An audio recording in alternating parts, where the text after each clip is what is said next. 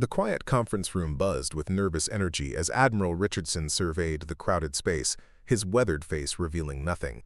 "I need someone who can operate nuclear submarines," he announced, scanning the room of naval officers and engineers. "Not theory, not simulations. I need someone who's actually done it."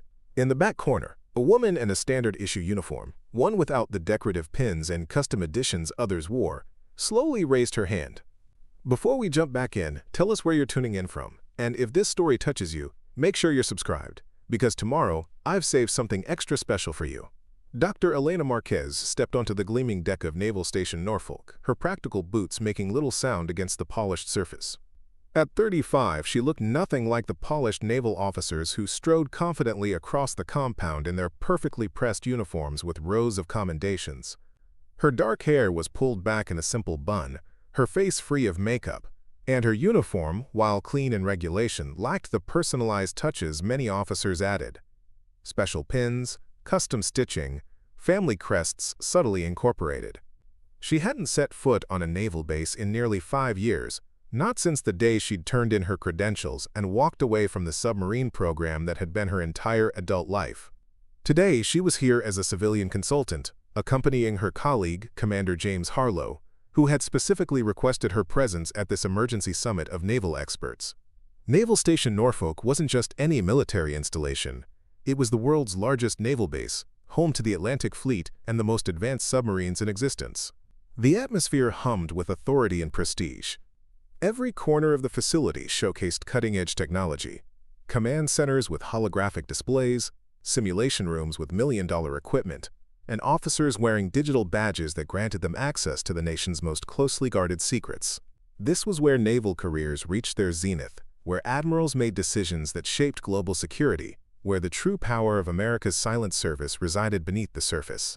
Elena carried only a simple leather messenger bag, containing her tablet and credentials. She walked with quiet purpose, her eyes unconsciously surveying the compound, noting security patterns, entry points, and tactical positions.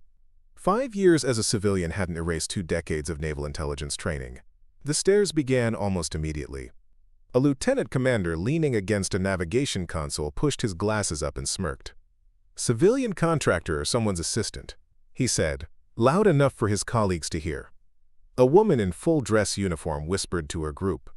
"She's not even wearing proper insignia. What clearance could she possibly have?" The looks weren't curious. They were dismissive, calculated, judgmental. To them, Elena was an outsider, unranked, unimportant, invisible. Elena didn't engage or explain herself. She simply stood on the polished floor, composed and silent, watching, as the officers kept watching her back, measuring her worth and ultimately underestimating her completely. They had no idea that the woman they saw as a mere civilian was about to become the most crucial person in the room. The morning briefing was already underway when Elena and Commander Harlow entered the central conference room. The space was dominated by a massive digital table displaying a 3D topographical map of the North Atlantic. Around it stood nearly 30 high-ranking naval officers, their faces illuminated by the blue glow of the display. At the head of the table, Captain Victoria Winters commanded attention effortlessly. Her platinum blonde hair was perfectly styled beneath her cap, her uniform adorned with numerous commendations, and her bearing radiated absolute authority. She was everything Naval Station Norfolk represented: connected, confident, and completely convinced of her own importance. Victoria hadn't acknowledged Elena initially, but a subtle shift in her expression revealed her awareness of the newcomer. She turned to her assembled officers, her voice carrying deliberately. "Did someone bring their research assistant to a classified briefing? This is a strategic command center, not a university library." The chuckles were immediate and knowing. A commander wearing specialized tactical glasses joined in. "Maybe she's documenting for the Naval History Museum. Hope she brought her visitor badge." Elena's expression remained neutral. She'd weathered far worse than petty mockery during her years in service. But something cold settled in her chest as Victoria approached, heels clicking sharply on the polished floor. "You seem lost." Victoria's tone hardened. "This is a level 8 clearance zone. You need proper credentials to be here." Elena's gaze remained steady, unflinching. Victoria's eyes traveled down to the simple messenger bag, No military insignia, no special access cards visible, just functional leather and practical design. That's adorable. Victoria stepped closer, her voice dropping to mock intimacy. Let me guess, tagging along with Commander Harlow, trying to feel important? A few junior officers exchanged glances, but said nothing. One lieutenant even nodded in agreement, emboldening Victoria further. Without hesitation, Victoria reached for a digital tablet on the table and deliberately slid it away from Elena's position. Classified materials, she said with exaggerated concern. Wouldn't want civilian eyes on sensitive intelligence. The room tensed with uncomfortable amusement. Someone cleared their throat. Another exchanged knowing glances with a colleague. A young ensign actually pushed his chair slightly away from Elena, as if proximity to her might damage his career prospects. Elena didn't even blink. Her silence wasn't weakness, it was strategic. It absorbed their condescension like a sponge, giving nothing back, revealing nothing. But behind those calm eyes, Elena was cataloging everything. The hierarchy, the arrogance, the dangerous complacency disguised as naval superiority. She'd seen real submarine commanders, real crisis management, real leadership. This wasn't it. Preparing and narrating this story took us a lot of time, so if you are enjoying it, subscribe to our channel, it means a lot to us. Now back to the story. Elena's continued silence only fueled their boldness. What had begun as casual dismissal was evolving into something more targeted, more deliberate. A commander approached with his security badge prominently displayed, as if to emphasize the difference in their status. "We should probably verify your clearance level," he said with thinly veiled suspicion. "We can't be too careful with national security." Victoria nodded toward the security console near the door. "Let's expedite this. Someone should call security and confirm her authorization." Across the room, a uniformed officer began walking over. His nameplate read Commander Ramirez, and his expression was stern and uncompromising. He didn't ask questions or investigate. He simply gestured toward the exit. "This briefing contains classified information requiring specific clearance levels," he announced firmly. "Please return to the general administrative area until proper verification can be established." Elena looked at him for just a moment, then nodded slightly.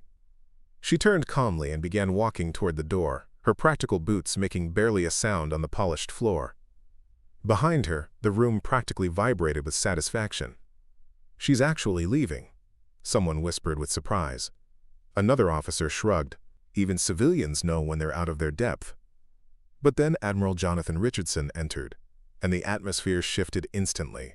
At 62, Richardson had commanded 3 nuclear submarines and overseen the entire Atlantic Fleet. His silver hair was cropped close to his scalp, his eyes were sharp and assessing, and his presence commanded immediate, absolute respect. The room fell silent as he surveyed the assembled officers, his gaze finally landing on Elena's retreating form. "Dr. Marquez." His voice cut through the silence with quiet authority. "You're going somewhere?" Elena turned to face him, meeting his gaze with that same unshakable calm. She didn't offer excuses or look flustered. She simply stood there, facing the Admiral directly. Victoria stepped forward, confidence radiating from every perfectly pressed inch of her uniform. "She was just leaving, Admiral. We were ensuring proper security protocols. She doesn't appear to have the necessary clearance for this briefing." Several officers nodded in agreement, one even adding, "Just following standard security measures, sir." Richardson's expression remained impassive, but his voice took on a different quality. "Dr. Marquez, I believe I specifically requested your presence at 0800 hours. You're actually 3 minutes early. Punctuality. One of the many reasons you were selected." The room went completely still. Victoria's smile froze, confusion flickering behind her eyes. Richardson turned to address the assembled officers. His tone matter-of-fact. "For those who haven't been briefed, we have a situation developing in the North Atlantic. A Seawolf-class submarine has gone silent after reporting unusual sonar readings." He gestured toward the digital display where a blinking red marker indicated the submarine's last known position. "The USS Connecticut has missed 3 scheduled communications. We've lost all contact for the past 18 hours." The gravity of his words settled over the room like a physical weight. Richardson continued, his eyes sweeping across the tense faces. "This isn't a training exercise. This is potentially the most serious submarine incident since the Kursk disaster. I've assembled the best minds available to assess and respond." His gaze returned to Elena. "Which is why Dr. Marquez is here?" Victoria cleared her throat, confusion evident in her voice. "Admiral, I don't believe Dr. Marquez is on our current roster of tactical advisors. Perhaps there's been a misunderstanding about her qualifications." The question hung in the air, bold in its challenge despite the respectful phrasing. Richardson didn't immediately respond. Instead, he pressed a button on the digital table, bringing up a personnel file. Elena's photograph appeared, alongside a service record that stretched longer than most officers in the room could claim. "Dr. Elena Marquez." Richardson began, his voice measured. "Former Lieutenant Commander, United States Navy. Served 15 years aboard nuclear submarines, including 3 as executive officer of the USS Colorado." The room went utterly silent. No shuffling of papers, no whispered comments, nothing.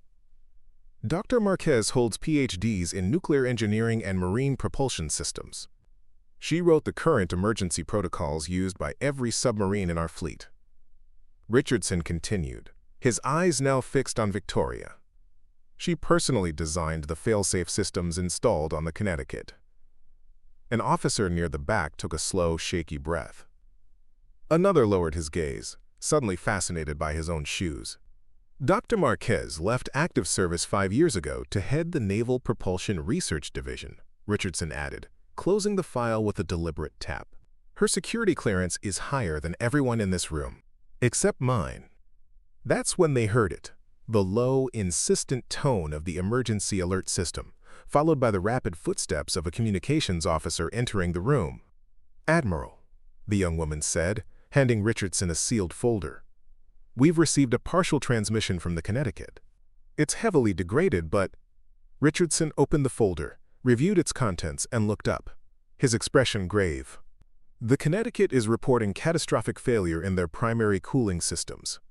They're operating on emergency power only. Radiation containment may be compromised." The impact of his words rippled through the room. Nuclear submarine, cooling system failure, radiation containment.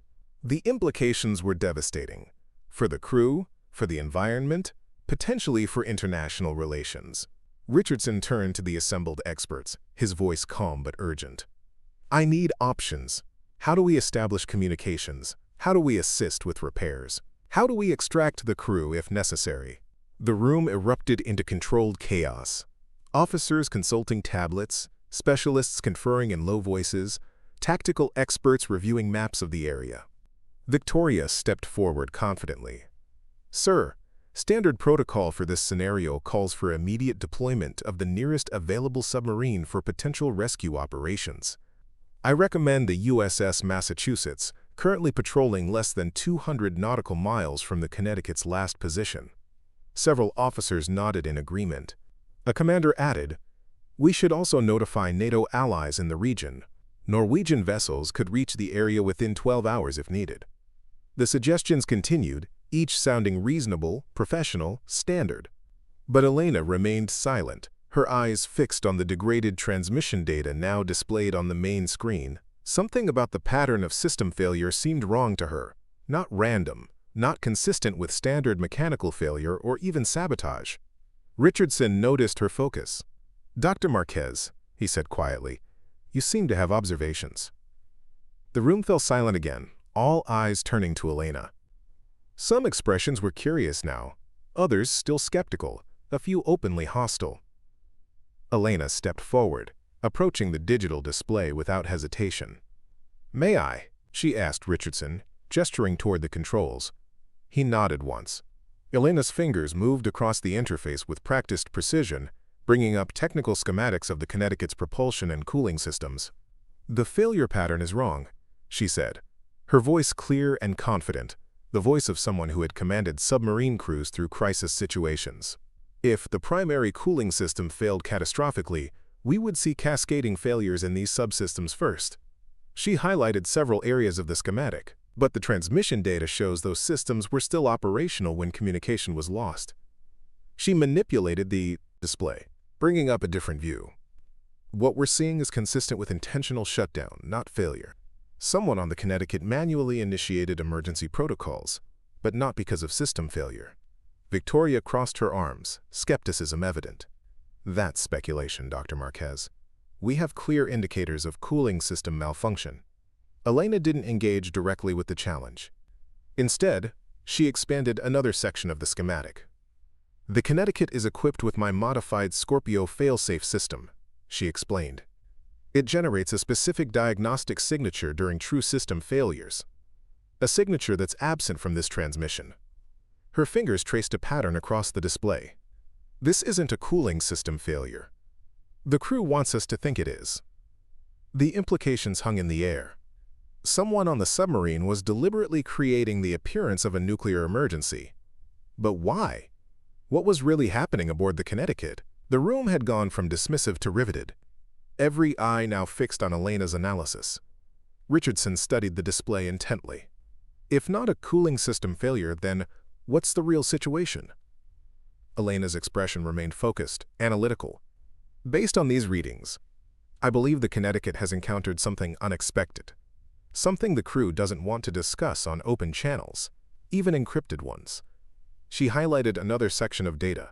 These power fluctuations are manual, deliberate power conservation. They're preparing for extended silent running.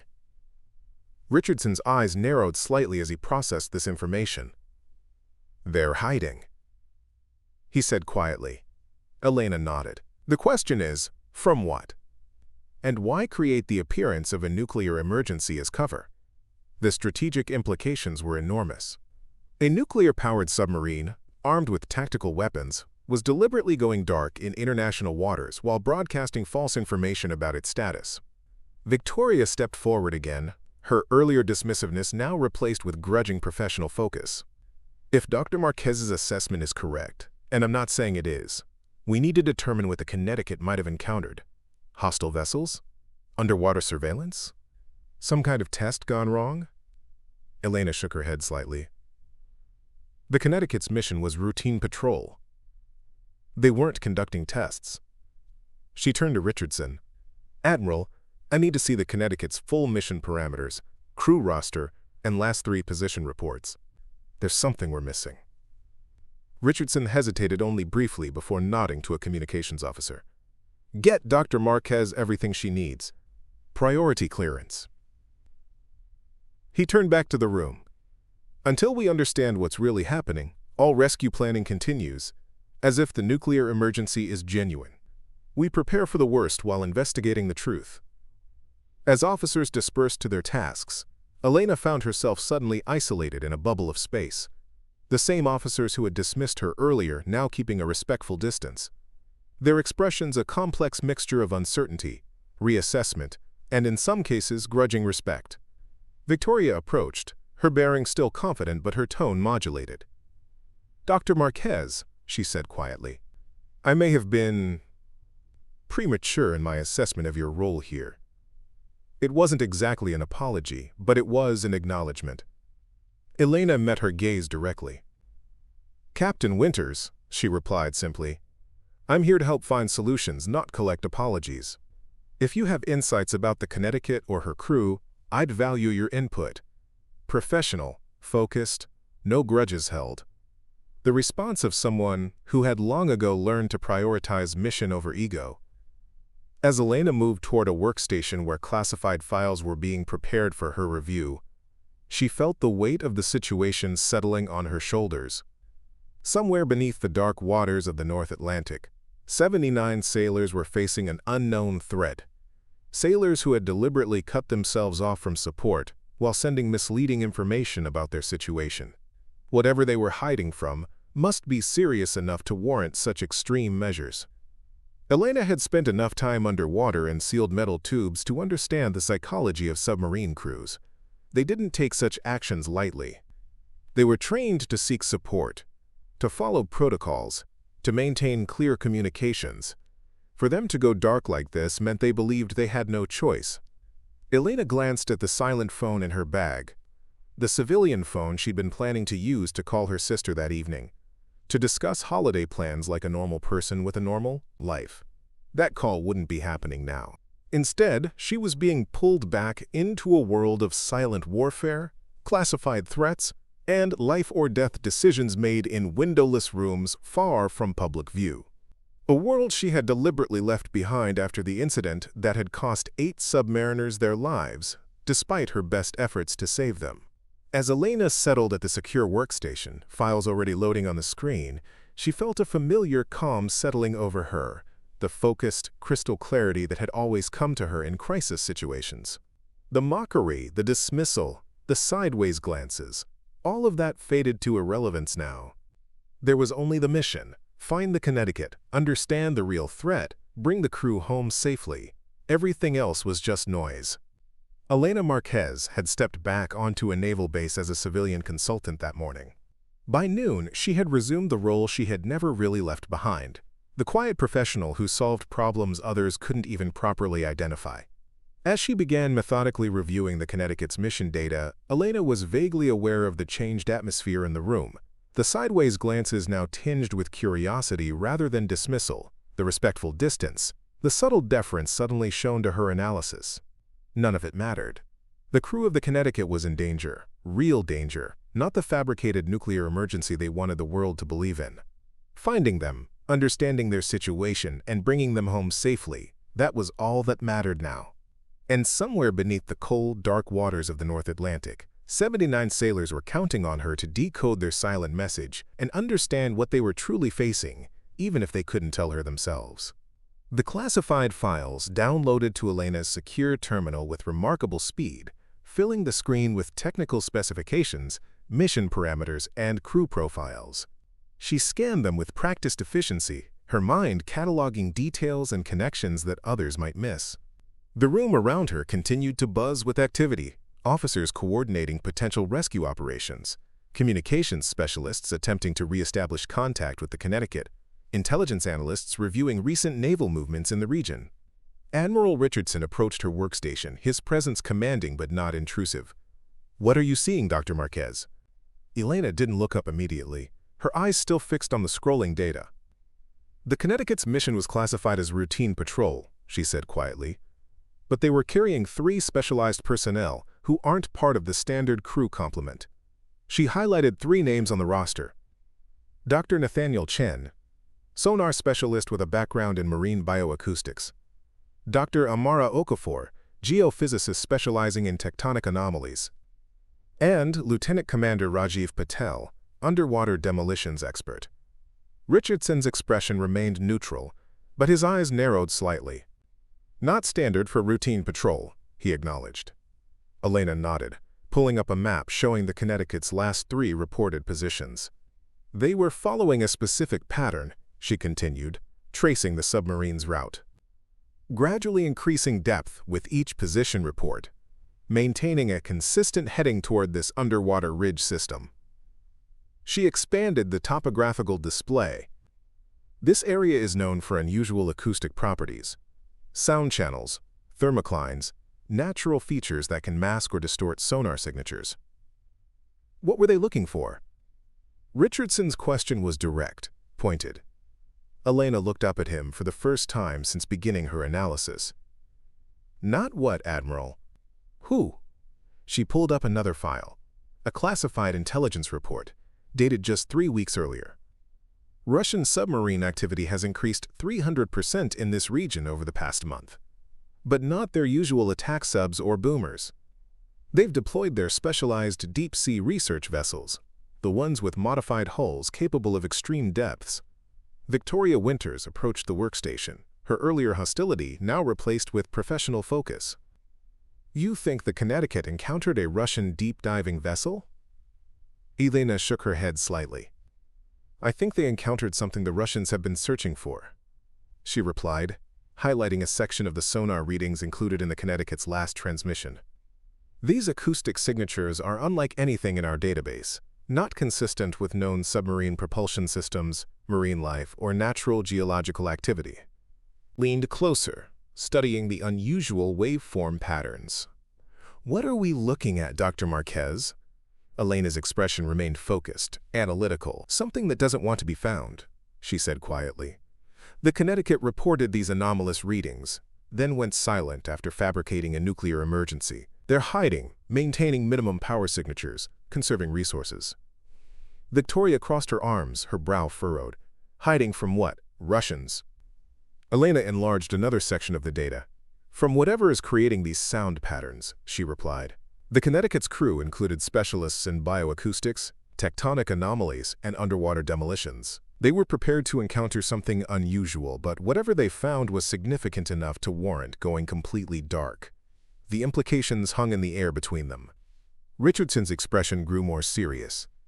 You're suggesting the Connecticut encountered something unexpected. Something beyond standard naval operations. Elena met his gaze directly. I'm suggesting they found what they were actually sent to find, Admiral. The routine patrol classification was cover for something else entirely. She turned back to the displays, manipulating the data with practiced precision. And now they're in trouble. Recommendations?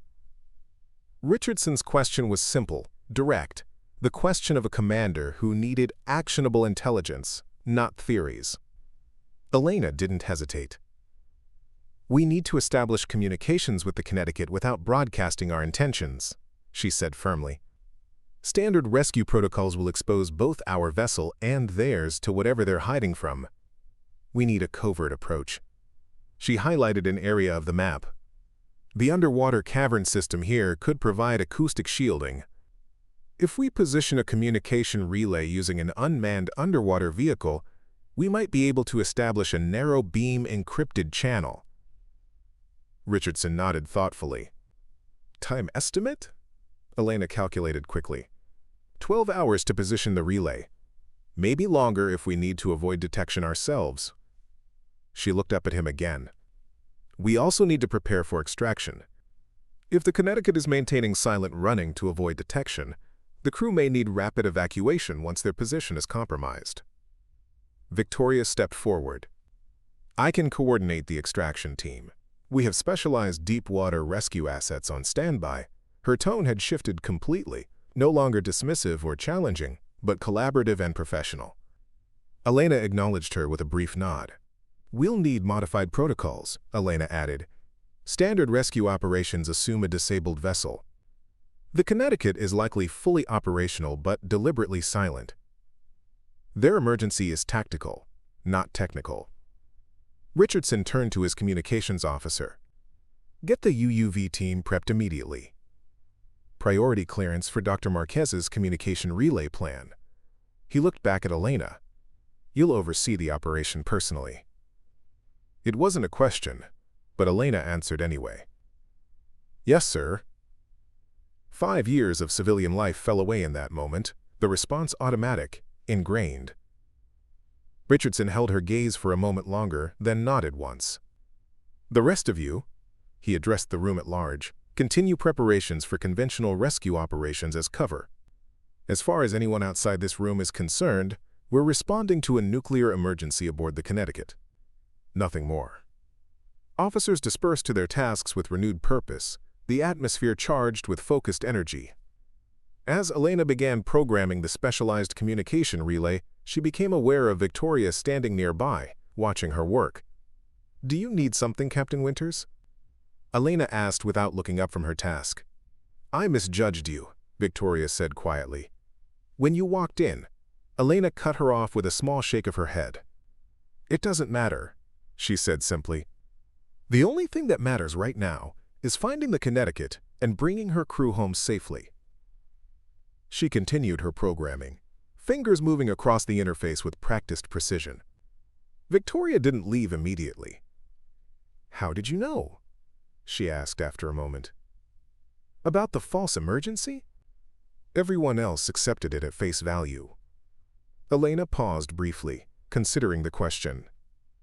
Because I designed that system specifically to prevent false alarms, she replied.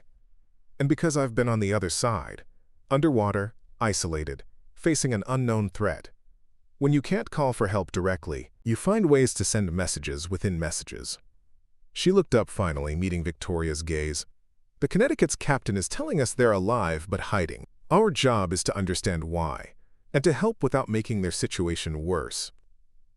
Victoria nodded slowly, a new respect evident in her expression. I'll have my team ready for your signal. She turned to leave, then hesitated. For what it's worth, Dr. Marquez, I'm glad you're here. The words hung between them. Not quite an apology, but an acknowledgement. Elena gave a brief nod before returning to her work. There was no time for personal feelings or professional reconciliations. 79 lives hung in the balance, and every minute counted. Hours passed in a blur of focused activity. The UUV team prepared their specialized equipment according to Elena's specifications. Communications experts modified encryption protocols for the covert channel. Intelligence analysts continued monitoring Russian naval movements in the region, watching for any indication that they had detected the Connecticut's presence. At the center of it all, Elena worked with quiet intensity, her civilian clothes now the only reminder that she had walked into Naval Station Norfolk that morning as an outside consultant. In every other respect, she had seamlessly resumed her former role, the submarine officer who could navigate crisis situations with unshakable calm and laser-focused competence. Richardson found her reviewing final preparations for the UUV launch, her expression betraying nothing of the pressure she must be feeling. "Dr. Marquez," he said quietly. "A moment?" She followed him to a private corner of the command center, away from the bustle of ongoing operations. "There's something you should know," Richardson said, his voice low. The specialists aboard the Connecticut, Chen, Okafor, and Patel, they were assembled specifically for this mission. Their presence wasn't coincidental. Elena waited, saying nothing. Richardson continued. 3 months ago, one of our deep-sea monitoring stations detected an acoustic anomaly unlike anything previously recorded. The signature matched nothing in our database. Not Russian, not Chinese, not any known submarine or underwater drone technology.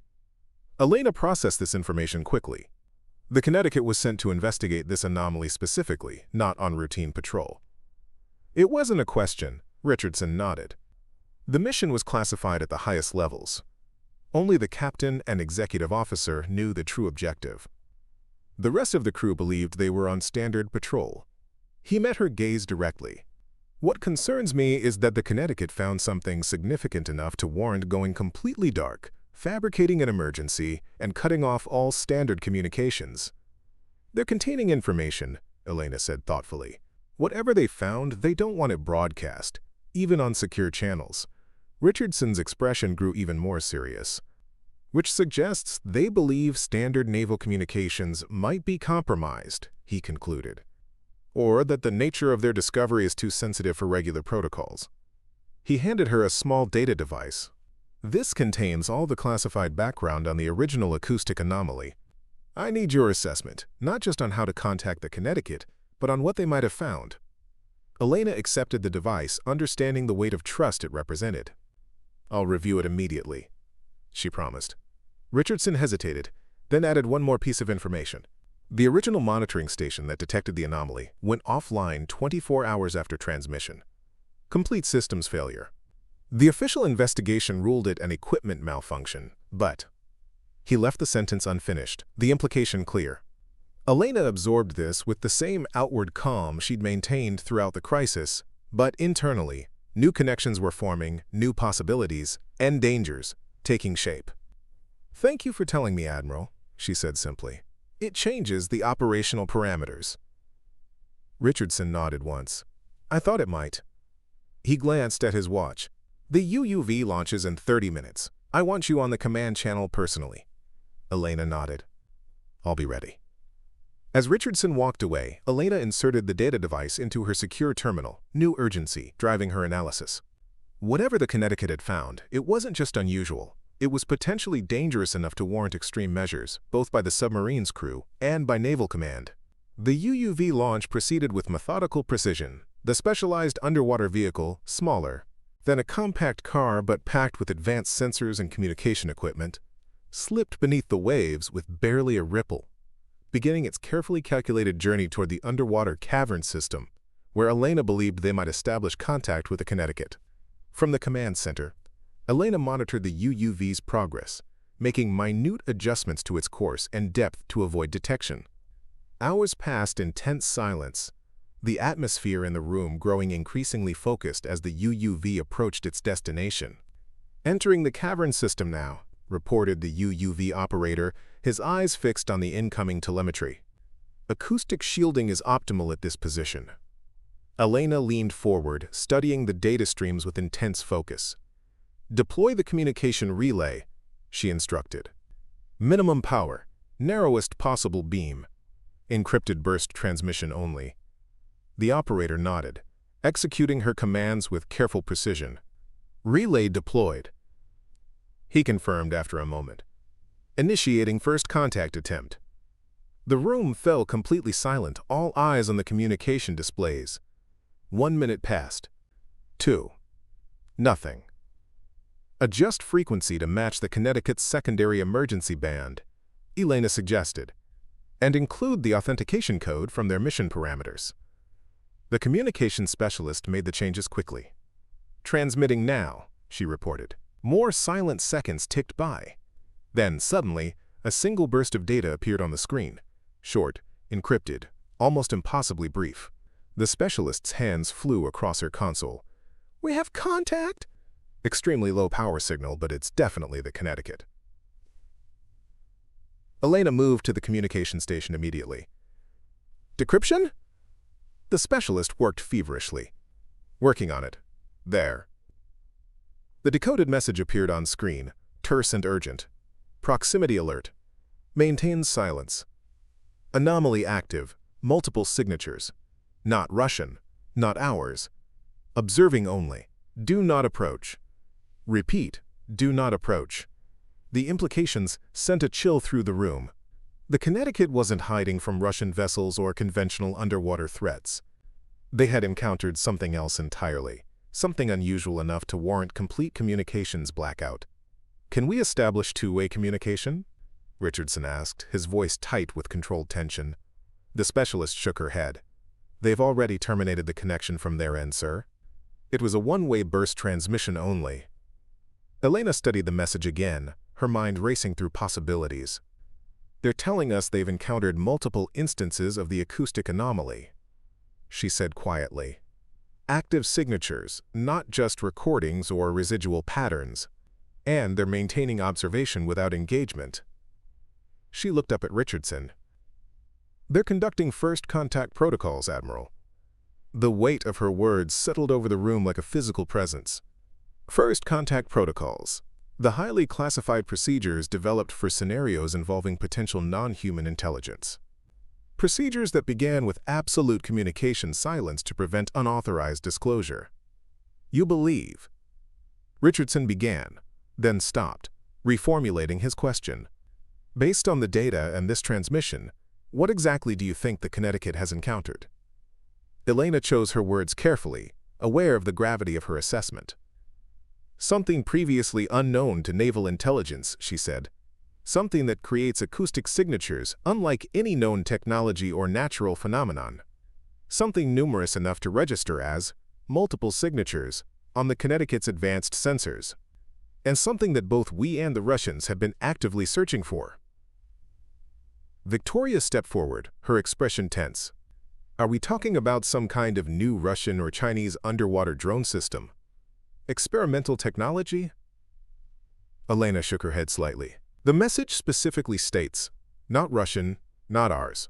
The Connecticut's captain is deliberately telling us they've encountered something outside known military technology." She turned back to the displays, reviewing the original acoustic anomaly data Richardson had provided. "These patterns, they're not random. There's structure here, complexity beyond what we typically see in mechanical systems." Richardson's expression remained carefully neutral, but the tension in his posture was evident. "Recommendations, Dr. Marquez?" Elena didn't hesitate.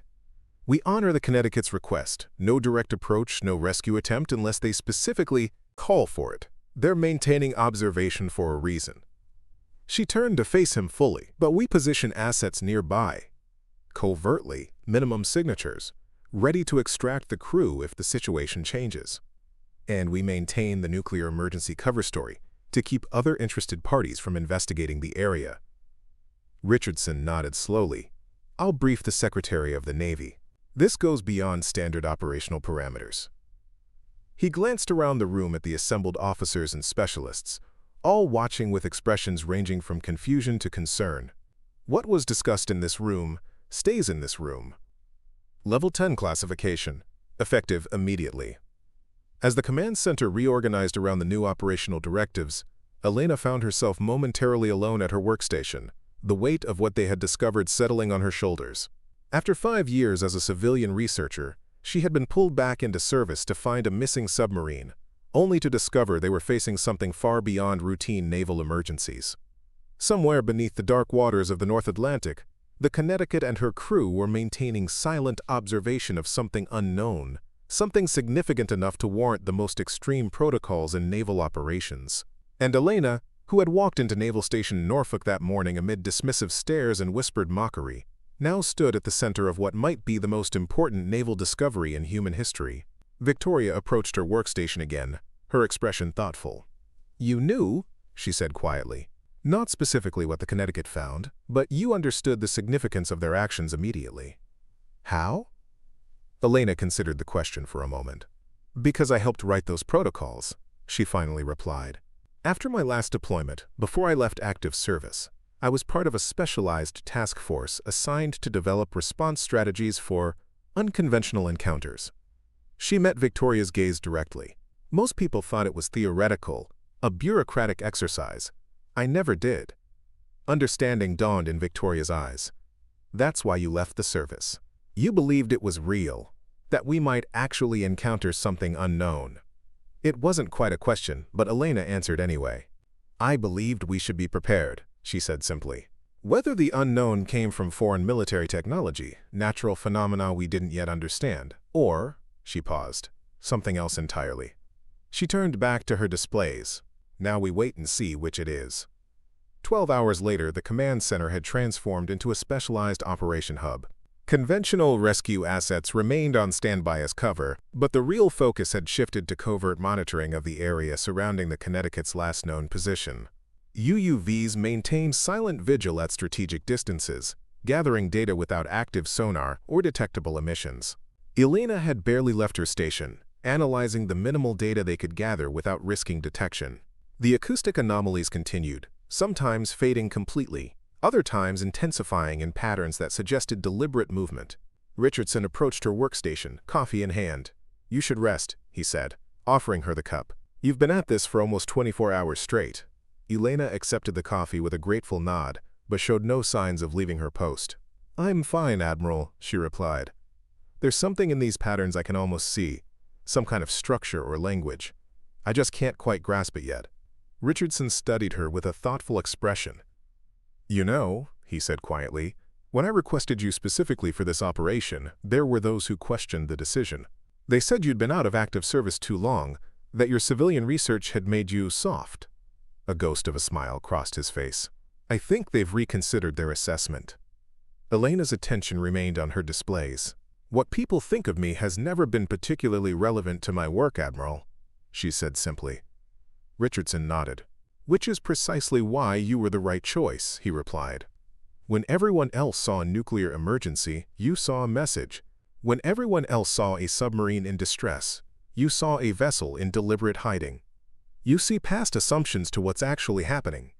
Before Elena could respond, an alert flashed on her screen, a new transmission from the Connecticut, another brief, encrypted burst.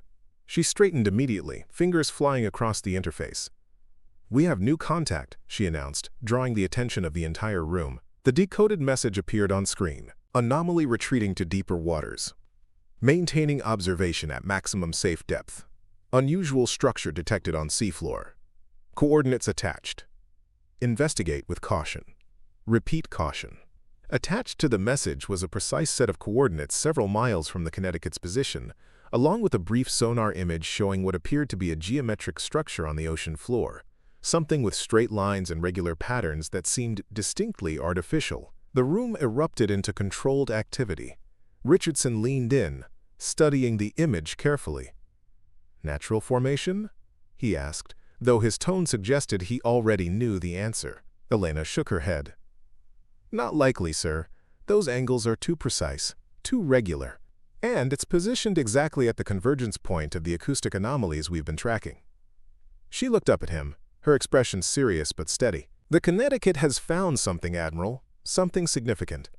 Richardson straightened, decision made. "Prepare a specialized deep-sea investigation unit. Minimal footprint, maximum discretion." Dr. Marquez will oversee the operation personally. He turned to Elena. I need someone who sees what's actually there, not what they expect to see. Elena nodded once, accepting the enormous responsibility without hesitation. We'll need specialized equipment, deep-sea pressure suits, advanced imaging systems, non-invasive sampling tools. Her mind was already cataloging requirements, planning approaches, considering contingencies. You'll have whatever you need, Richardson assured her. This discovery goes beyond standard naval operations. It's potentially, he paused, searching for the right word, historic. As preparations began for the deep-sea investigation, Elena found herself the center of a very different kind of attention than she had received that morning. Officers who had dismissed her hours earlier now sought her input, her approval, her expertise. The mocking whispers had been replaced by respectful consultation, the sideways glances transformed into direct requests for guidance. None of it affected her focus or changed her approach. Elena Marquez had never needed external validation to know her own worth. She had walked into Naval Station Norfolk that morning, knowing exactly who she was and what she was capable of, a nuclear submarine expert with unparalleled experience and knowledge. The only difference now was that everyone else knew it too. 3 days later, as Elena prepared to board the specialized deep-sea submersible that would take her and a small team to investigate the mysterious structure, Victoria approached her on the loading dock. The captain's bearing was different now, not diminished but changed, the arrogance replaced by genuine professional respect. Dr. Marquez, she said, extending her hand. I wanted to wish you success on this mission. Elena accepted the handshake with a brief nod. Victoria continued. I also wanted to say that your handling of this situation has been exemplary. We all misjudged you when you first arrived, and for that, I personally apologize. Elena studied her for a moment, then replied simply, Captain Winters, in my experience, it's not about first impressions or last impressions. It's about the work you do in between. Judge me by my results, not by my appearance or my uniform, or lack thereof. She gestured toward the submersible. And if all goes well, those results will speak for themselves. Victoria nodded, a new understanding in her eyes. Good luck down there, Doctor. Whatever you find. I have a feeling naval history will never be quite the same. As Elena boarded the submersible, preparing to descend into the depths to investigate what might be the most significant discovery in human history, she reflected on the journey that had brought her to this moment. She had walked into Naval Station Norfolk as an outsider, judged and dismissed by those who saw only her civilian clothes and quiet demeanor. She would descend into the depths of the ocean as the leader of a historic mission, respected not because of rank or uniform, but because of her knowledge, her insight, and her unshakable composure under pressure. The mockery, the dismissal, the sideways glances, none of it had ever defined her. What defined Elena Marquez was what had always defined her, the quiet certainty of her own expertise, the calm clarity of her analytical mind, and the steadfast commitment to her mission that had guided her throughout her career, both in uniform and out of it. As the submersible's hatch sealed and the vessel prepared for descent, Elena felt a familiar sense of purpose settling over her. Whatever awaited them in the dark depths below, whether advanced technology, natural phenomenon, or something beyond current human understanding, she would observe it, analyze it, and report it with the same methodical precision and unshakable calm that had carried her through 2 decades of service. The woman they had mocked that morning for her civilian clothes and unassuming presence was now leading humanity's first contact with the unknown, not because she had demanded recognition or insisted on respect, but because when the moment called for true expertise and clear-eyed analysis, she had been the one person in the room who could see past assumptions to the truth. As the submersible began its descent into the darkness, Elena Marquez prepared to make history, quietly, methodically, and with the same composed confidence that had always been her greatest strength, not because she needed to prove herself to those who had doubted her, but because that was simply who she was. The woman who saw what others missed, who understood what others misinterpreted, and who remained steady when others faltered. In the control room above, officers gathered around monitors tracking the submersible's descent. Admiral Richardson stood watching, his expression thoughtful. You know, he said to no one in particular, when I asked who could operate nuclear submarines this morning, I never expected we'd be making history by the afternoon. He shook his head slightly. Sometimes the most valuable person in the room is the one no one notices, until the moment when everything depends on them. As the submersible disappeared into the depths, carrying Elena toward whatever awaited at those mysterious coordinates, Naval Station Norfolk fell silent in collective anticipation. Whatever emerged from those depths would change everything, but one thing had already changed permanently. No one would ever again underestimate the quiet woman in the standard issue uniform who had calmly raised her hand that morning when a question was asked that only she could answer. The deep-sea submersible descended through layers of increasingly pressurized darkness, its specialized hull creaking slightly as they passed 2,000 meters. Inside the cramped cabin, Elena and her three-person team monitored an array of sensors and displays, their faces illuminated by the blue-green glow of screens showing sonar readings, pressure data, and thermal imaging. "Approaching 3,000 meters, announced Lieutenant Zhong, the pilot. "All systems nominal." Elena nodded, her eyes fixed on the sonar display, where faint echoes of the acoustic anomalies continued to register at irregular intervals, like whispers in the deep, barely perceptible but undeniably present. "The Connecticut is maintaining position approximately 5 kilometers southwest of our descent path," reported Commander Hayes, communications specialist. "Still running silent, minimal power signatures." Elena acknowledged the information with a brief nod, her focus unwavering. Dr. Marcus Reed, the team's marine archaeologist and xenobiology expert, leaned forward, studying the preliminary scans of the seafloor ahead. "These formations are unlike anything in our database," he said quietly. "The regularity suggests intelligent design, but the scale—" He shook his head slightly. "It's massive." Elena adjusted the scanning parameters, enhancing resolution as they descended closer to their target. 4,000 meters, Zhang announced. Entering the abyssal zone. External temperature holding at 2 degrees Celsius. The pressure outside the hull now exceeded 400 atmospheres, enough to crush conventional submarines like eggshells. "I'm detecting unusual material compositions," Reed noted, frowning at his specialized scanner. "Not matching any known alloys or geological formations." He looked up at Elena. "Whatever this structure is, it's not made of standard earthly materials." The implications hung in the pressurized air between them. Elena remained outwardly calm, adjusting their approach vector slightly to optimize scanning coverage. "Let's maintain distance initially," she instructed Zhang. "Full passive scanning before we consider closer approach." As they descended through 4,500 meters, the submersible's powerful external lights began to illuminate the seafloor below, a vast alien landscape of volcanic ridges, abyssal plains, and the strange geometric structure that had brought them to these depths. "My God!" breathed Hayes, as the formation came fully into view. What had appeared as a simple geometric pattern in the Connecticut's sonar image now revealed itself as something far more complex, a massive structure covering nearly half a kilometer of seafloor, with interlocking geometric segments arranged in concentric patterns around a central dome. The entire formation gleamed with a dull, metallic sheen that reflected their lights in ways that seemed to shimmer and shift as they watched. "It's beautiful," Reed whispered, his scientific detachment momentarily forgotten in the face of such an extraordinary discovery. Elena said nothing, her mind systematically processing what they were seeing, cataloging details, forming hypotheses, planning their approach. 5,000 meters, Zhang announced. "We're at operating depth for the structure's position." Elena nodded, making a decision. "Take us in a wide circumference pattern," she instructed. "I want complete scanning data from all angles before we approach directly." Zhang nodded, adjusting their course to begin a methodical orbit around the massive structure.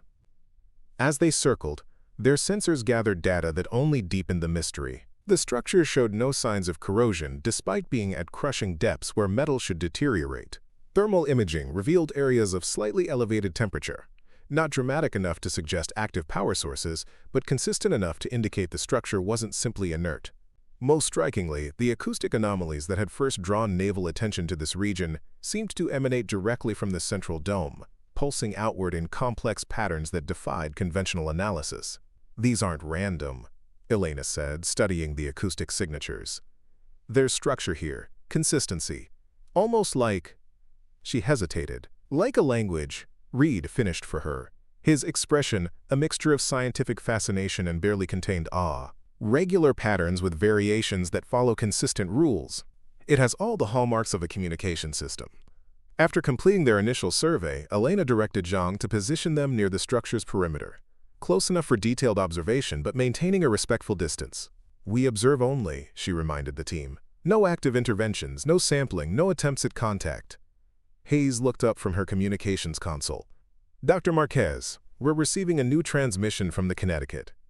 Elena moved to her station immediately. "Let me see." The message was characteristically brief. "Anomaly activity increasing. Directional movement toward your position. Maintain distance.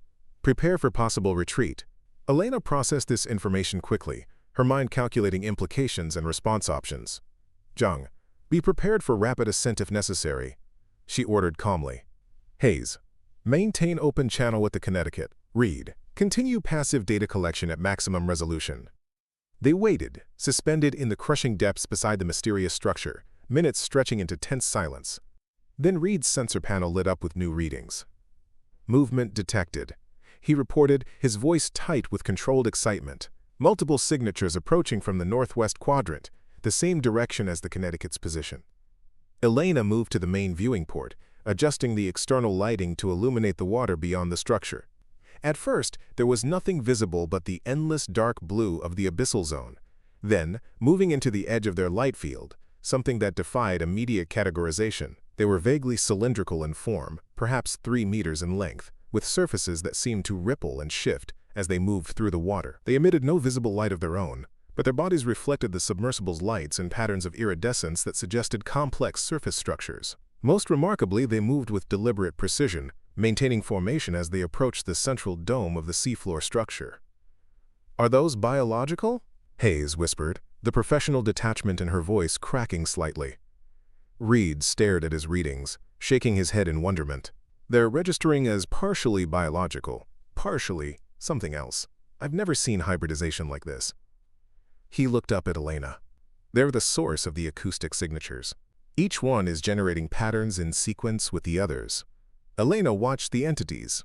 She couldn't think of a more precise term as they gathered around the central dome. There were 7 of them now visible, moving in synchronized patterns that seemed ritualistic in their precision. "They're interacting with the structure," she observed quietly. "Notice how the dome's surface texture changes as they approach." Indeed, the previously solid-appearing surface of the dome now seemed to ripple in response to the entities' movements, creating patterns that mirrored their acoustic emissions. "It's a dialogue," Reed breathed. "They're communicating with the structure, or with something inside it." As if in response to his words, the central section of the dome began to shift, segments sliding apart to reveal an opening large enough to accommodate the entities. One by one, they entered the structure, their bodies undulating in what appeared to be specific sequences unique to each entity. As the last one disappeared inside, the dome sealed itself seamlessly, leaving no visible indication of the opening that had admitted them. Did we just witness a deep-sea species returning to its habitat, or something much more significant? Hayes asked, her voice hushed despite the privacy of their submersible. Elena didn't answer immediately, her mind working through the implications of what they had observed. "Zhang, hold position," she finally instructed. Hayes, transmit our observational data to the Connecticut, encrypted burst only. Reed, compile all sensor readings for comprehensive analysis. She turned to face her team fully. "What we've just witnessed goes beyond anything in naval or scientific records. We need to be methodical, precise, and above all, cautious." The next 3 hours passed in intensive data collection and analysis. The structure remained seemingly dormant after accepting the entities, but detailed scans revealed subtle energy fluctuations throughout its geometric patterns. The acoustic emissions continued at lower intensity, now originating from within the structure itself. Elena was reviewing thermal imaging data when Hayes suddenly straightened at her console. "Dr. Marquez, the Connecticut is moving. They've broken silent running and are approaching our position." Elena frowned, immediately concerned. That contradicts standing orders. "Establish direct communication, priority channel." Hayes worked her console quickly. "Channel open," she reported after a moment. Elena leaned toward the communication system. Connecticut, this is Marquez. You've broken protocol. Explain. There was a brief pause before the submarine's captain responded, his voice tight with controlled urgency. Dr. Marquez, we've detected multiple surface vessels converging on your position. Russian signatures, moving fast. They've launched deep-water drones. Your operation is compromised. Recommend immediate extraction. Elena processed this development swiftly. Understood, Connecticut. Maintain your position. We'll initiate ascent. She turned to Zhang. Begin ascent procedures. Minimal power signature until we clear 4,000 meters. As Zhang prepared the submersible for their return journey, Elena took one last look at the mysterious structure through the viewing port.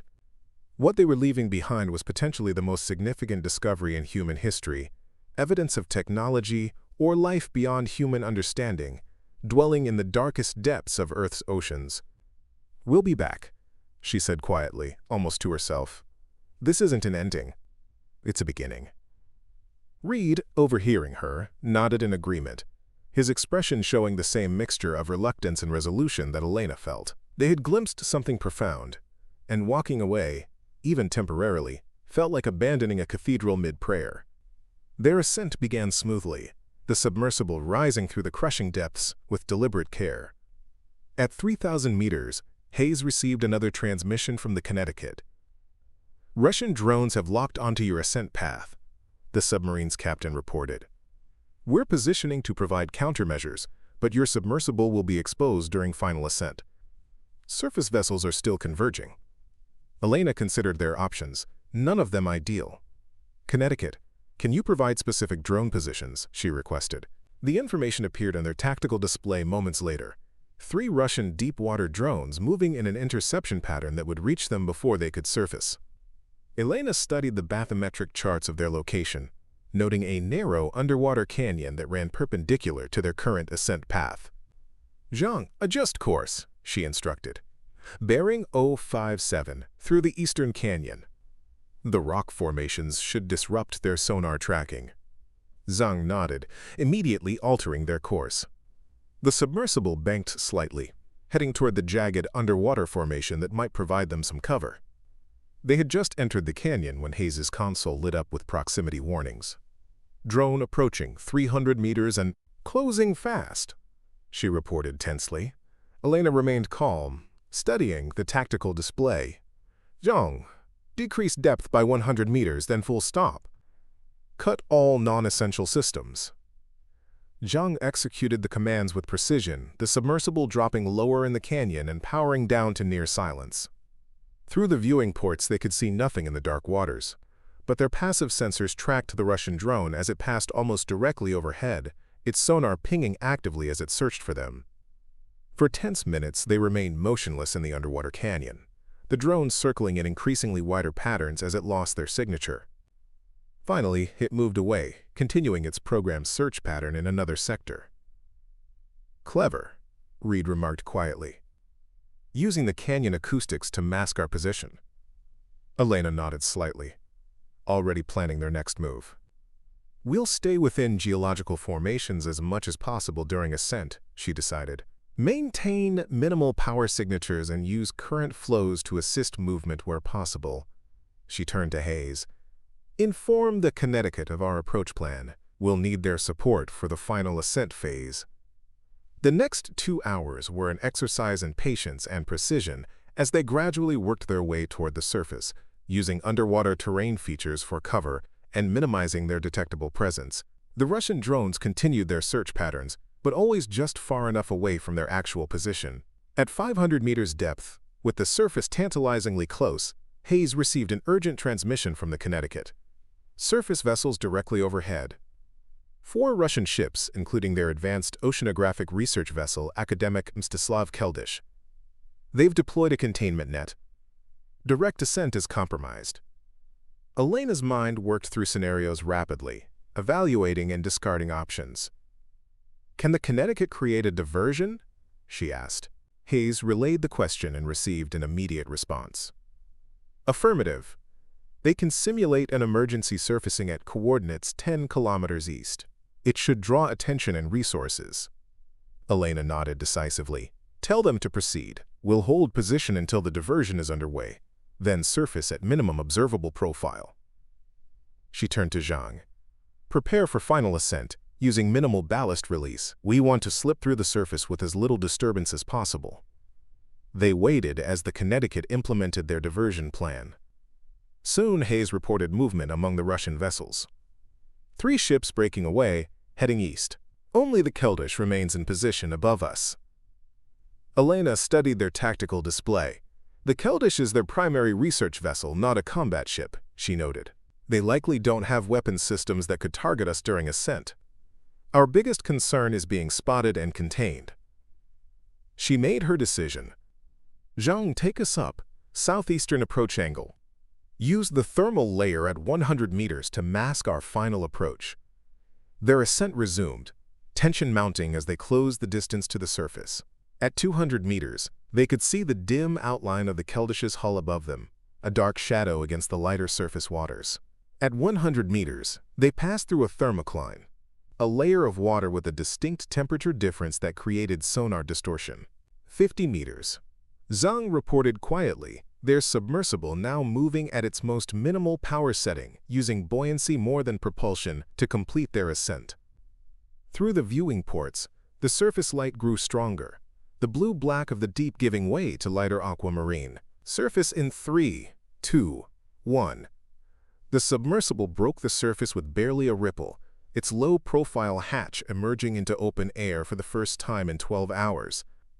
Elena moved quickly to the external viewing system, checking their position relative to the Russian vessel. The Keldysh was nearly half a kilometer away, its attention fixed on the eastern horizon where, presumably, the Connecticut's diversion was underway. Their submersible, with its specialized dark gray hull designed to blend with ocean waters, remained unnoticed in the vessel's blind spot. "Hayes, signal for extraction," Elena ordered. "Encrypted burst to Norfolk, not the Connecticut. We don't want to compromise their position." Hayes nodded, sending the brief transmission that would alert their extraction team. 20 minutes later, as they maintained their precarious position just at the surface, Hayes reported incoming aircraft. Helicopter approaching from the southwest. Navy markings. Elena nodded with satisfaction. "Right on time." The specialized extraction helicopter appeared on the horizon, flying low to avoid early detection. It descended rapidly near their position, hovering just long enough for rapid extraction cables to be secured to their submersible's lift points. Within minutes, they were being airlifted away from the scene, their precious data and first-hand observations secure. As they gained altitude, Elena caught a final glimpse of the Keldysh still focused eastward, unaware that the prize they sought had quite literally been lifted from under their noses. The extraction had been executed with the same precision and calm efficiency that had characterized their entire mission. No drama, no heroics, just methodical competence. 3 hours later, they touched down at a secure naval facility where Admiral Richardson waited on the tarmac, his expression revealing nothing to casual observers but speaking volumes to Elena. As she descended from the aircraft, data storage devices secured in her pack, he stepped forward to meet her. "Dr. Marquez," he said formally, though the subtle nod that accompanied her name carried significant weight. "Welcome back. Your preliminary report?" Elena matched his professional tone. "The structure appears to be of non-human origin, showing evidence of advanced technology beyond current scientific understanding," she reported succinctly. "We observed entities interacting with it in ways that suggest intelligent communication. Full data collected and secured." She handed him a small, specialized storage device. "Priority classification recommended." Richardson accepted the device with a brief nod. "Walk with me," he said, leading her away from the busy landing area toward a more private section of the facility. Once they were alone, his formal demeanor softened slightly. "The Connecticut has also returned safely," he informed her. "Their diversion was successful, and they've docked at a secure location for debriefing." He studied her face carefully. "Elena, what you've discovered. The implications are staggering." She nodded, allowing herself a moment to acknowledge the enormity of what they had witnessed. "It changes everything, Admiral. Not just naval operations or scientific understanding, but potentially our entire conception of life on Earth." She met his gaze directly. "We're not alone on this planet. We may never have been. Richardson absorbed this with the gravitas it deserved. The Secretary of the Navy has convened a special committee. Top scientists, military strategists, policy experts. They'll want your full briefing within 24 hours. He hesitated, then added, "There's already debate about how to proceed. Some advocate for immediate technological engagement, others for military containment." Elena shook her head firmly. Both approaches would be premature and potentially catastrophic. We observed something ancient and advanced, with capabilities we don't begin to understand. This requires careful, methodical study, not hasty engagement or confrontation. A ghost of a smile touched Richardson's face. Those were almost exactly my words to the Secretary. His expression grew serious again. Which is why I've recommended you to head the ongoing research initiative. We need someone who sees what's actually there, not what military or political agendas want to see. The offer hung in the air between them, a return to service, to purpose, to the world she had left behind 5 years earlier, but not as she had left it. This would be something new, something unprecedented. "I need time to consider," she said finally. Richardson nodded, unsurprised. "Of course, but not too much time. Events are moving quickly." He gestured toward the main facility. "Your team is already in debriefing. I've arranged quarters for you to rest before joining them." As they walked toward the building, he added, "By the way, there's someone waiting to see you." Elena raised an eyebrow in question. Richardson's expression softened slightly. "Captain Winters has been coordinating the data analysis team since your submersible launched. She's been working around the clock to prepare for your return." The irony wasn't lost on either of them, the woman who had dismissed Elena so thoroughly at their first meeting now eagerly awaiting her return. Inside the facility, Victoria Winters stood at a data console, directing a team of analysts with focused efficiency. When she saw Elena enter, she straightened immediately, dismissing her team with a brief gesture before approaching. "Dr. Marquez," she said, extending her hand, "your seahead team's preliminary data is already transforming our understanding of deep-sea phenomena. The acoustic pattern analysis is particularly revolutionary." There was genuine professional respect in her voice now, no trace of the condescension that had marked their first encounter. Elena accepted the handshake with a brief nod. "Your analysis team has done exceptional work processing the initial data packets we transmitted. It will help contextualize our direct observations." She glanced at the displayed findings, noting the thoroughness of their preliminary conclusions. Victoria hesitated, then spoke more personally. "When you first walked into that briefing room, I saw someone who didn't belong, someone who didn't fit my preconception of a naval expert." She met Elena's gaze directly. "I've never been more wrong about anyone in my entire career." Elena could have accepted the apology, acknowledged the change in Victoria's perception, completed the expected social exchange. Instead, she chose to redirect to what truly mattered. "The entities we observed, your team's acoustic analysis shows patterns consistent with language, correct?" Victoria blinked at the sudden return to substantive matters, then nodded, turning back to the data displays. "Yes, we've identified recurring acoustic sequences that follow rules similar to linguistic structure. Dr. Chen from MIT believes it may be the first conclusive evidence of non-human communication systems on Earth."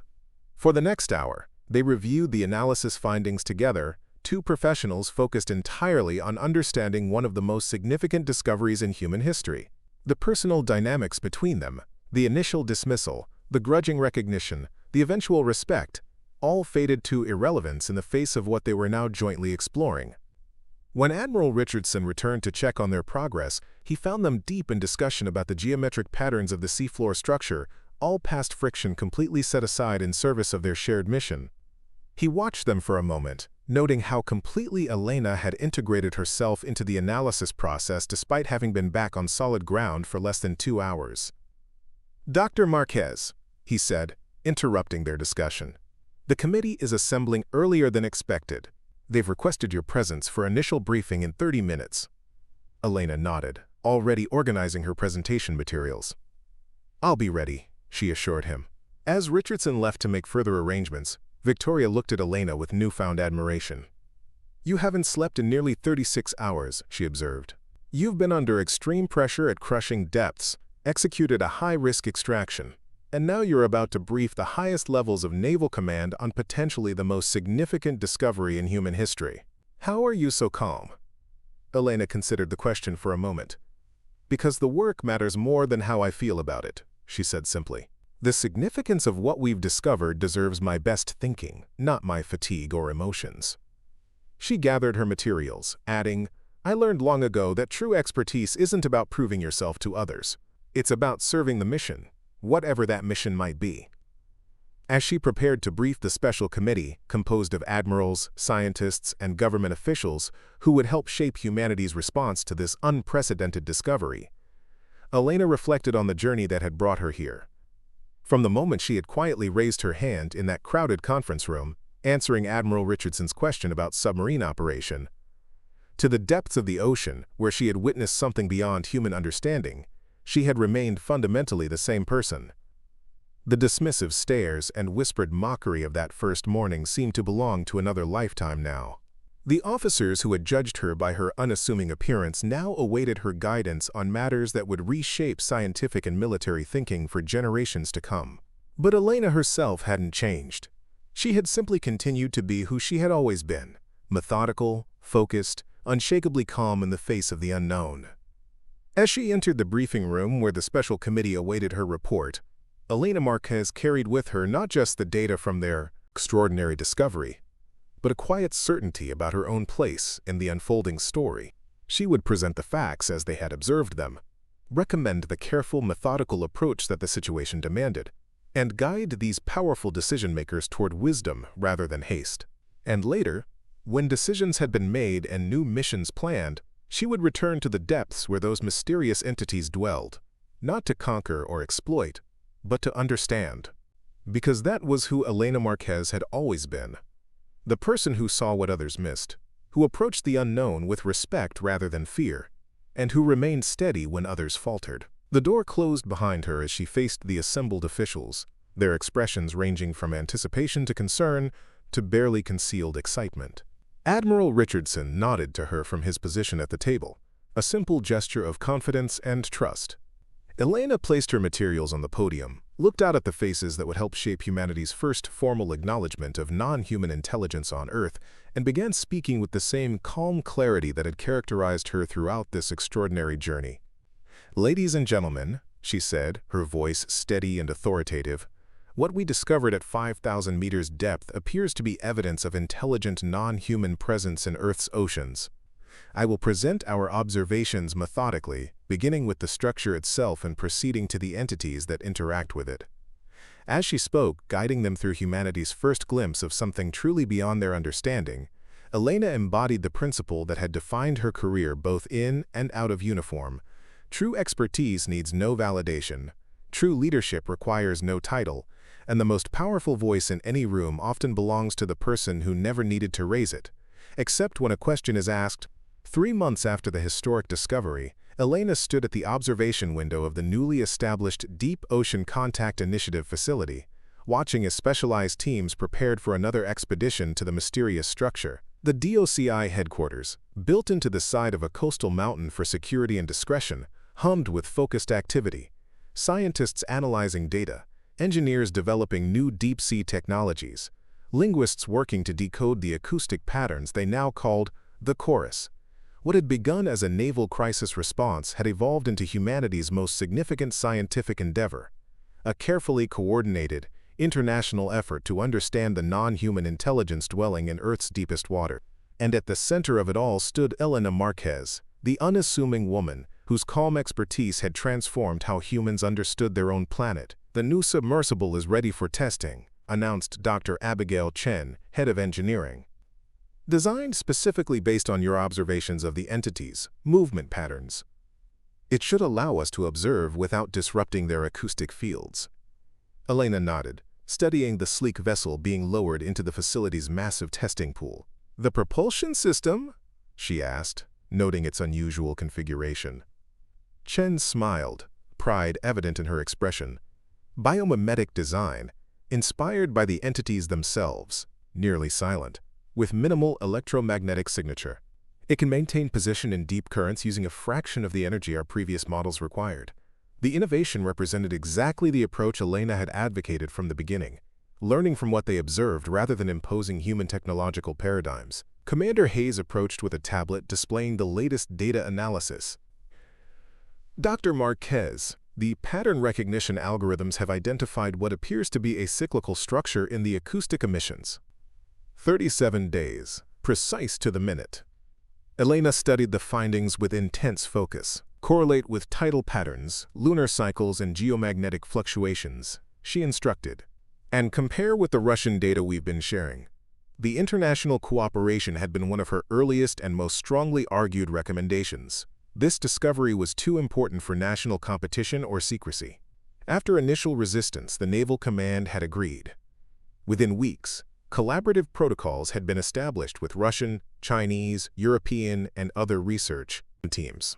The Russians, who had been tracking similar anomalies in the Arctic Circle, brought valuable comparative data. The Chinese contributed advanced acoustic analysis techniques. European researchers provided expertise in xenobiology and communication theory. Dr. Marquez called a voice from across the observation deck. Elena turned to see Admiral Richardson approaching, accompanied by a woman she didn't recognize. Tall, African, dressed in civilian clothes, but carrying herself with unmistakable authority.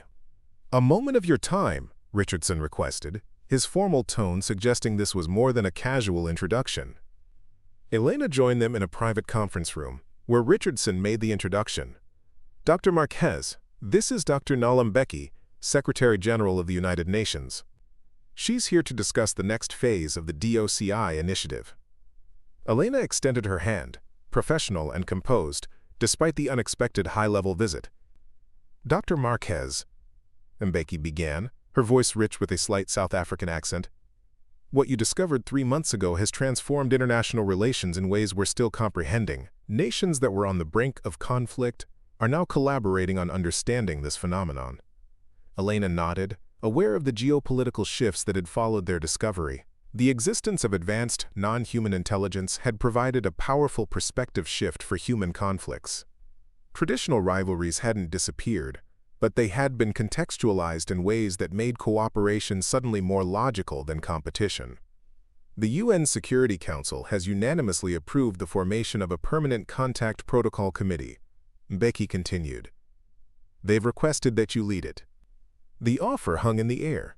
Not just leadership of a scientific initiative, but a position that would help shape humanity's approach to something that transcended national boundaries and human history itself.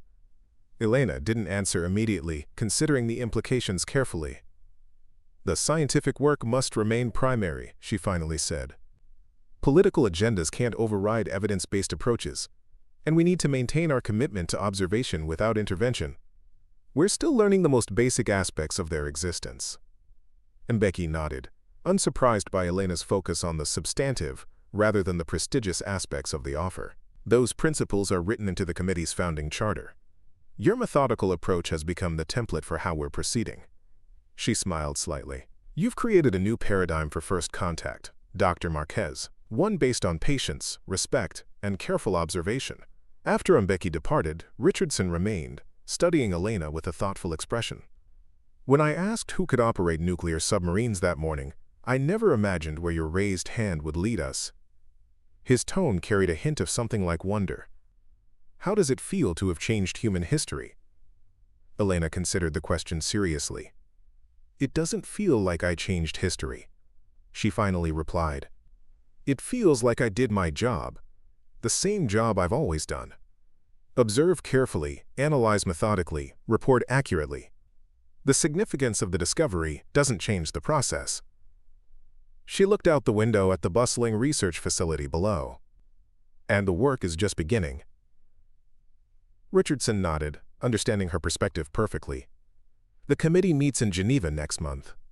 You have until then to decide."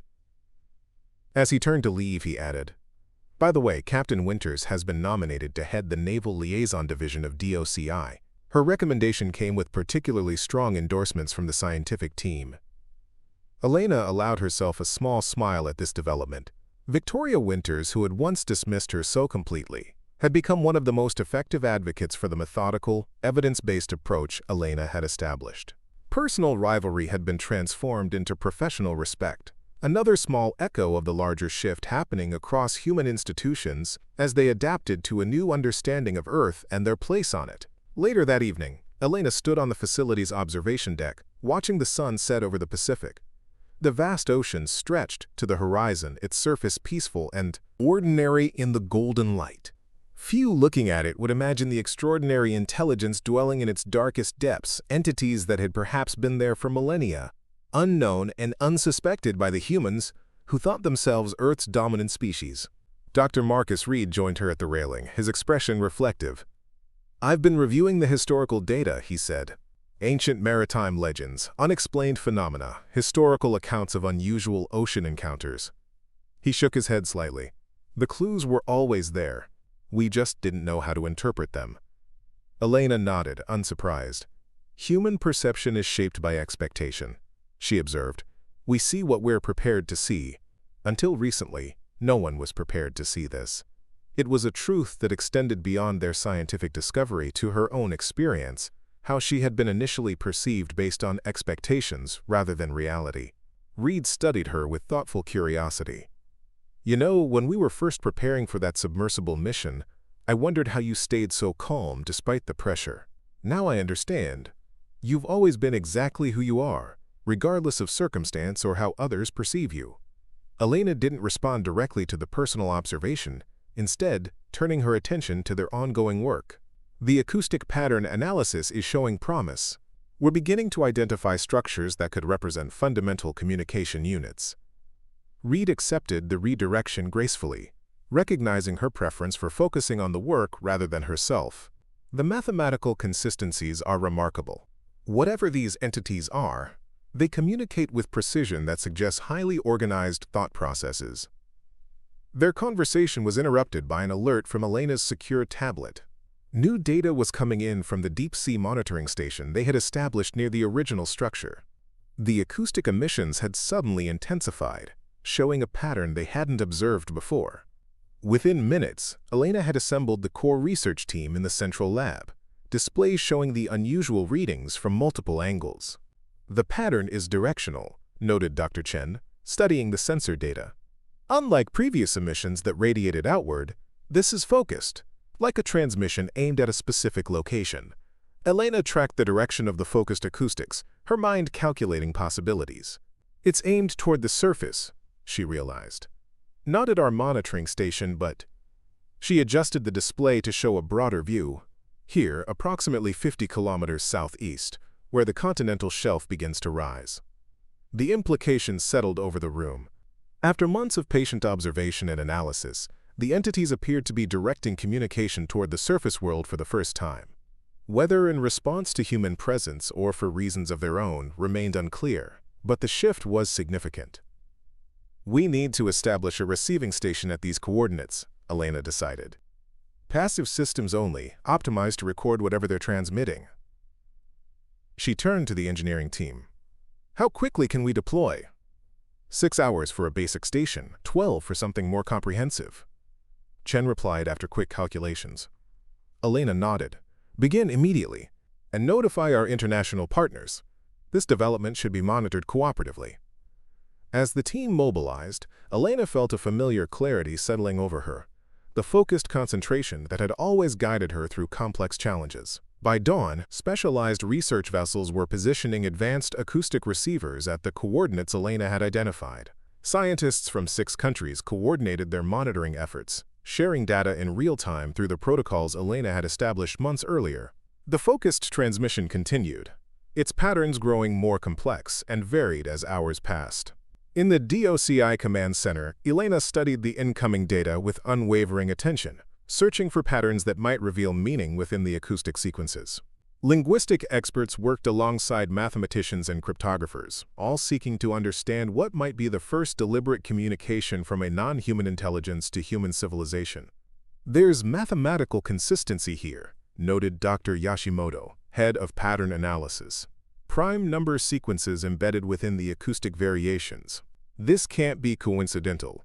Others identified structural elements that suggested syntax, distinguishable units arranged according to consistent rules. It bears similarities to the patterns we observe between the entities themselves, Elena noted, but with significant modifications. They may be adapting their communication system to increase chances of human comprehension. The possibility that these mysterious beings were deliberately attempting to communicate with humans in an accessible format was both extraordinary and humbling. After 48 hours of continuous transmission, the signal suddenly ceased. The research team had recorded terabytes of data, but remained far from understanding its content. Yet the very existence of the transmission represented a breakthrough, evidence that the entities were aware of human presence and perhaps interested in establishing some form of contact. In the days that followed, analysis efforts intensified. The international team worked around the clock, applying every available technique to decode the mysterious message. Progress came in small increments. Identification of recurring patterns, recognition of mathematical sequences, hints of organized structure that suggested deliberate communication rather than random noise. 2 weeks after the transmission, Elena presented their preliminary findings to a special session of the UN Security Council, convened in the DOCI facility to maintain security. Representatives from all major world powers listened with rapt attention as she methodically outlined what they had learned. While we cannot yet claim to understand the content of the transmission, she explained, displaying visualizations of the acoustic patterns, we have identified structural elements that strongly suggest intentional communication. The mathematical sequences, particularly the use of prime numbers, represent a universal language that transcends human linguistic systems. She continued with characteristic precision, neither minimizing the significance of their findings nor making claims beyond what the evidence supported. We believe this transmission represents an acknowledgement of our presence and possibly an invitation to further communication. The entities appear to be reaching out, though their exact intentions remain unknown. When she concluded her presentation, the chamber remained silent for several moments, the full weight of what she had described settling over the assembled officials. Then Dr. Mbeki spoke from her position at the center of the council table. Dr. Marquez, your team has achieved what many would have thought impossible just months ago. You've not only discovered a non-human intelligence on Earth, but potentially established the foundation for communication with it. She glanced around at her colleagues before continuing. The question now before this council is how humanity should respond. The discussion that followed revealed the range of perspectives among world powers. Some advocated for immediate response using similar acoustic patterns. Others urged continued passive observation. Military representatives raised security concerns, while scientific advisors emphasized the unprecedented opportunity for knowledge exchange. Throughout the debate, Elena remained the calm center, addressing questions with measured clarity and redirecting speculative tangents back to evidence-based considerations. When finally asked for her recommendation, she spoke with the same quiet authority that had guided the initiative from the beginning. We should acknowledge the communication with a response that demonstrates our understanding of their mathematical language, she advised. Simple, clear patterns that mirror elements of their transmission but introduce human mathematical concepts. Not an attempt at complex dialogue yet, but a confirmation that we recognize their effort to communicate. She paused, then added what she considered most important. And we must continue to approach this with patience and respect. We're not dealing with a new trading partner or strategic ally. We're encountering an intelligence that may have existed alongside us for millennia, with a perspective and understanding fundamentally different from our own. Our first priority should be to understand, not to exploit or control. The Council ultimately approved her recommendation, authorizing a carefully designed response transmission to be directed toward the coordinates where the original message had been focused. Elena would oversee its development and deployment, with international oversight but scientific leadership. As the facility prepared for this historic communication, Elena found herself momentarily alone in her office, reviewing the journey that had brought her to this extraordinary juncture. On the wall hung a simple frame containing the name badge she had worn that first day at Naval Station Norfolk, the day she had been dismissed and underestimated until the moment she quietly raised her hand to answer Admiral Richardson's question about submarine operation. From that unassuming beginning had emerged humanity's first structured contact with a non-human intelligence, a contact characterized not by dramatic confrontation or conquest, but by patient observation, methodical analysis, and respectful approach. These were the qualities Elena had always embodied. the strengths that had always defined her work, whether or not others recognized their value. A knock at her door interrupted her reflection. Victoria Winters entered, now wearing the insignia of her new position as head of Naval Liaison. "The response transmission is ready for your final approval," she reported. "The team has incorporated the mathematical sequences you specified." Elena nodded, rising to review the final preparations. As they walked together toward the transmission center, Victoria spoke more personally than was her usual practice. "You know, I've been thinking about that first morning when you arrived at Norfolk. How differently things might have gone if someone else had been in charge of the Connecticut situation." Elena considered this briefly. "Someone else would have found their own approach," she said simply. "This isn't about any individual. It's about the work itself." It was the same perspective she had maintained throughout, focusing on the substance rather than personalities or credit, on contribution rather than recognition. In the transmission center, the international team waited for her final authorization. Representatives from 17 nations stood together, watching as Elena reviewed the carefully constructed response they had designed under her guidance. After thorough verification, she nodded her approval. "Initiate transmission," she instructed quietly. With that simple command, humanity sent its first deliberate communication to the mysterious intelligence dwelling in Earth's deep oceans, a message of acknowledgement and openness, carrying mathematical concepts that transcended human languages and cultures.